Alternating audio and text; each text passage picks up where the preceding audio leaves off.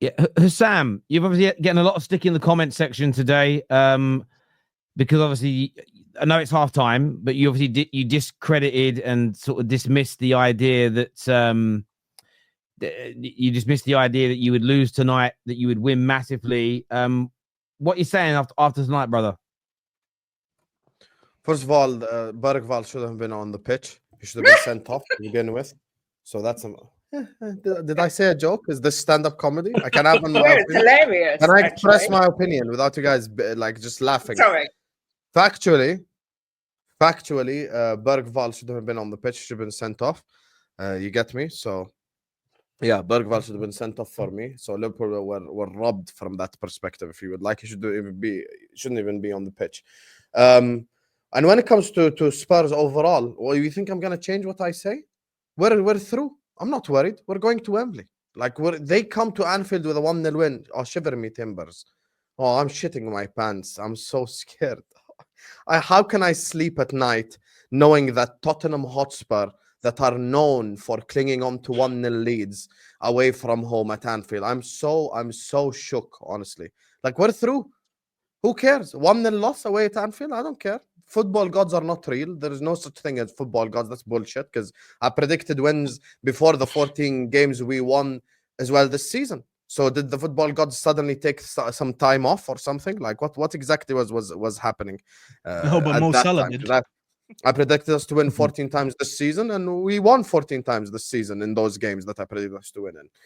So, listen, there is nothing wrong with today's game other than the fact that the goal scorer shouldn't have been on the pitch to begin with.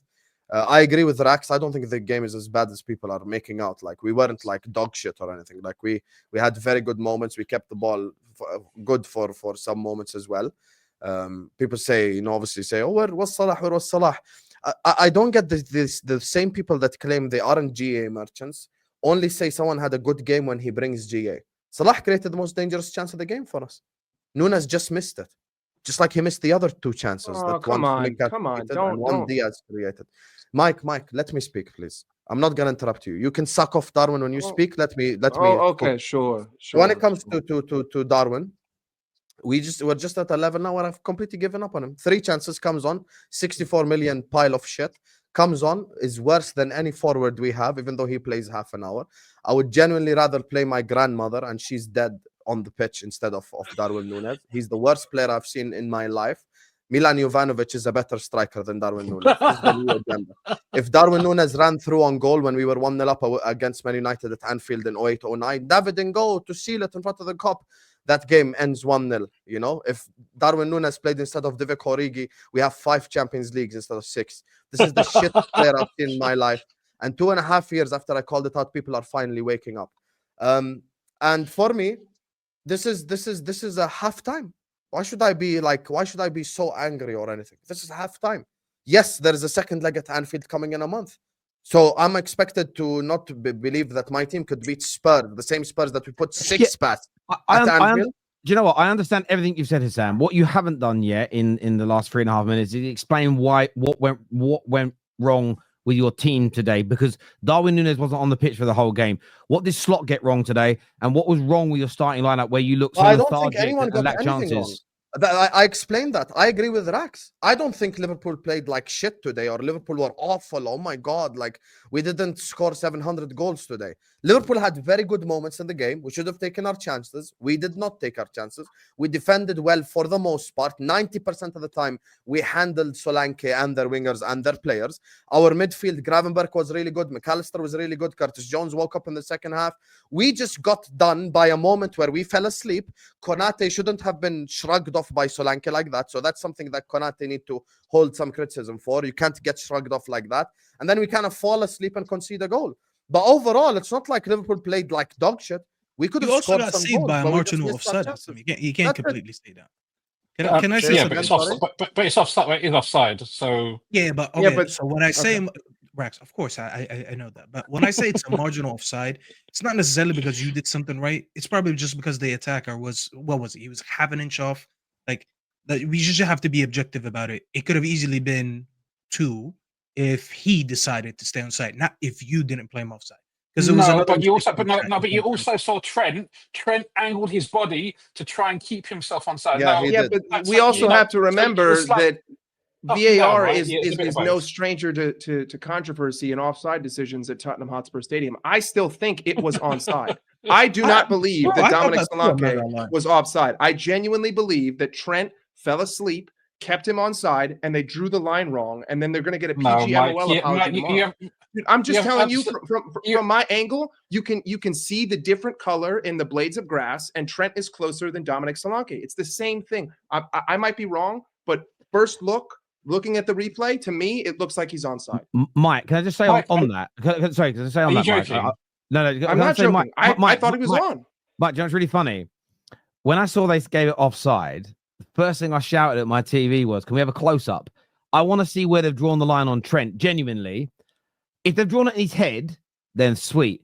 I've got a feeling they've drawn it on his shoulder, which I looked at it, and I'm not saying it is right, but my view was, why have you not done? Normally do that close up, right, where you can see what part of the last defender's body they're drawing the line down onto the ground from. It looked onside to me, and for me, it's not because it's Liverpool or Tottenham. I'm skeptical, like the handball decision at Anfield the other day that maybe or maybe not should have gone United's way. I'm not saying it was or wasn't a penalty. I'm saying I want to see a close-up. I get very frustrated when the TV companies don't show us close-ups, and I think there's been enough evidence in the last 12 months alone to at least justify the skepticism of their accuracy, if that makes sense. So, but Terry, has there been? There've been some outstandingly bad decisions. I agree, but the vast majority of decisions, 99.9% of decisions, when it comes to that, there's not really much controversy about them at all. So if you're talking about over the period of several seasons, probably there's not that much controversy. It's just there are a couple of outstanding major things that stick in our mind. It's like not recency bias. What's the word? You know that you use it all the time. I can't remember what it is, but confirmation bias. Confirmation bias. Yeah, exactly. Yeah. No, I think so, listen, anyway. and it could be onside. And if I see the image and it's offside, sorry, then I'll go along with it. I'm just, when it comes to the VAR people, I am so untrusting in them. I'm not saying they did it on purpose. I'm not saying there's a conspiracy. I just sometimes feel, I wonder if you actually looked at more of them, if there was more controversy. Maybe some just go under the radar. We haven't seen the close-up, so nobody knows, right? But I hear you on that. Mike, what was your thoughts on Liverpool's performance today? That's what the viewers know. Mike's a Liverpool fan, by the way, saying that. He's not a rival. So, give us your thoughts on the game, Mike. Listen, I disagree with Rex and with Hussam. I don't want to hyper-focus on one player's chances. I think that the stark difference between this and the previous performance is the absence of Dominic Szoboszlai. I was one of his biggest critics at the beginning of the season, but the last 7 games that he appeared in, he was our best midfielder in terms of attacking.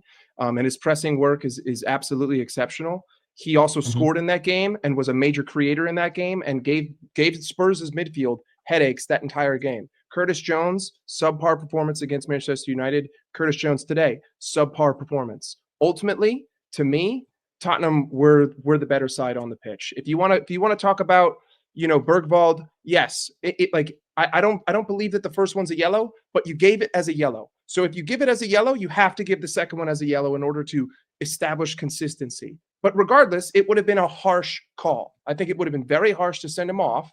But if you're going to call it, you got to own it. You can't just put it back in your pocket because he commits another foul, right? It's very similar to Diogo Jota getting sent off. Different circumstances, but one really soft yellow followed by one actual yellow. But regardless, we were not the better team. Mo Salah was poor. Yes, he did create that chance for Darwin Nunez, but outside of that, the fluidity in the game was not there. Cody Gakpo was our most threatening looking attacker throughout that game. Diogo Jota did his best Darwin Nunez impression for every minute that he was on the pitch. I thought that everyone looked heavy-legged. I know someone said that they don't want to talk about fatigue, but it is what it is. The players looked tired. They didn't look on it. The only time that we started to actually get some speed in this game was when we conceded the first goal. And then we started to move the ball with intention, with pace. But for the 70 minutes before that, yeah, we had possession, but we were so lethargic. Ultimately, we've only scored one open goal play in the last 180 minutes. That includes Manchester United because one of those was a penalty. And I'm not seeing the fluidity in the team. And yes, I think that Solanke could have been onside, but also Allison looked shaky at the back. I mean, Pedro Porro should be doing better there. If I'm a Spurs fan, that should go in the net. That should be a goal. But at the same time, I have to flip the coin and say, I mean, you're really lucky that Trent Alexander-Arnold just happened to kick it right into Dragusin. But honestly, it's crazy that he was even to get that on target. So again, 1-0 away to Spurs. I mean, it's their biggest win of the season so far. To me, they have bigger fish to fry. They got to play Arsenal, Everton, and Brentford, and Leicester before they meet us again for the second leg, which is at home. And, the positive spin would be that this could have been worse than 1-0. And we're taking a 1-0 deficit back home to Anfield. But we have much bigger problems to figure out with the squad outside of this one Tottenham game. But, ultimately, there's different ways to look at it. I just don't think that we were the better team. I hear that. Yeah, but can I just say one thing? I agree that we were not the better team, but I don't think we were really that bad. Like, we weren't horrendous. I'm not saying that we were terrible. And also, you said something that I completely agree with. Your favorite word. Let's contextualize this. We're taking a 1-0 loss to Anfield. Like, genuinely, why should I be worried? Hussam, I'm not worried about the second leg. I am not worried about losing. Also, I just want to remind everybody, the last time we were leading the league and we got knocked out of the Carabao Cup, we ended up winning the league. So ultimately, if I get knocked out and history repeats itself, I get the bigger trophy. So it isn't that big of a deal. I would say this to you, Sam. I don't think it's about worrying about the second leg. You're someone that will commandeer about when talking about other teams and speak about the importance of performances, and that's 2 back-to-back performances that are nowhere near the standard. Now, I don't think 2 poor performances on the bounce is something to be worried about. I assume you've got an easy FA Cup tie this weekend because everybody seems to have one bar on Arsenal. I'm interested to see your next couple of games and whether there is some tiredness, there is some fatigue, whether there are some tactical adjustments that Slot's made that are causing problems. Because if this performance goes into a third game or a fourth game, I think that's a bigger concern than losing today. Rack, I have been sent in this picture. Can I just say one thing, sorry, before Rax, because you mentioned me. Top 6 show, you pulled up what James Redmond said. I agree with James Redmond. Forget the narratives. This isn't about narratives. I don't have that feeling that I genuinely believe this team going to win the league anyway. That's fine. I think this is the start of a collapse from the other game. We're still winning the league. So again, if you think this is the start of a collapse, then why are you defending the team so much? Okay, this is what I think. Who's going to win the league this season? It's going to be whoever drops less points from Liverpool and Arsenal, because we're both bottle jobs. I can mock Arsenal for being a bottle job club. They are, but I'm a bottle job club as well. I respect that. Let me just explain it. Let me explain it, Terry. From this perspective of the Spurs versus Liverpool Carabao Cup final reaction, I still think we're through to the final. I don't think the collapse extends to the Carabao Cup. I think we're going to get to the final. Okay. What I'm only thing is that I don't want to debate this. I want to point this out. Where you confuse me is you spent 45 minutes earlier on today telling Arsenal fans they need to sack Arteta now, but yet you think they're winning the league. It doesn't make sense. I don't think they're winning the league. I said whichever one drops less points. So you are the favourites now to win the league. So you're the favourites to win the league then. And there's a shitter scenario even that City wins the you league. Can't have both of Sam. You can't be the favourites.